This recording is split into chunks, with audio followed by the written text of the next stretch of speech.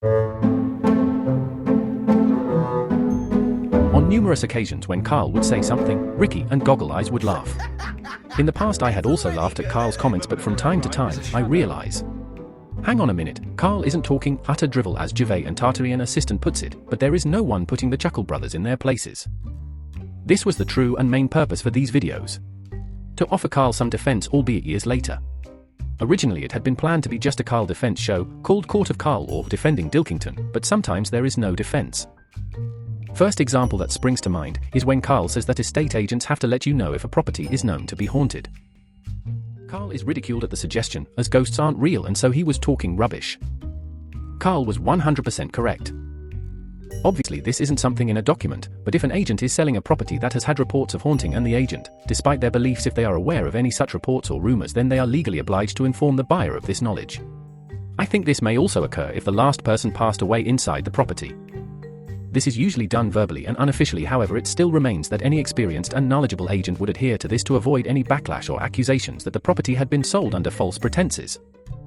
Another example is when Carl asks Rick and Gimp, why was there a law in America prohibiting any contact with extraterrestrial beings and making it illegal to do so? There's only a law in America that says, if you touch a UFO, you're going to get done. Now, why would they make a rule? Carl was again laughed at. But once again Carl was sort of right. NASA enforced an extraterrestrial exposure law from 1969 to 1977 that made it illegal to have contact with astronauts or spacecrafts returning. It was then amended following space missions, and a bylaw with ETs being covered was in place until being completely removed in 1991. It was said to have been something that was put into place by the formed group known as the Majestic 12, later on known as just MJ-12. Once again during a show that was in 2006, Carl claims that they have done face transplants. He is ridiculed and asked if it was Nick Cage or John Travolta as Ricky and the Beast laughed at Carl and told him once again, not to be so ridiculous. I had a little look and once again, Sir Dilkington was on the money, and the first face transplant had been carried out the year before the show, in 2005. Because, a pair of self-certified intellectuals, one tubby failed pop star, unemployed until 30 and has a lazy DOS qualification of philosophy, and the other constantly bringing up that he is a scholar of Warwick University, which is no more prestigious than going to Middlesex University in Hendon, continuously put Carl down even on occasions that Carl is correct. But this can often be overlooked whilst we simply laugh along and agree with Pug Nose and the Pillar.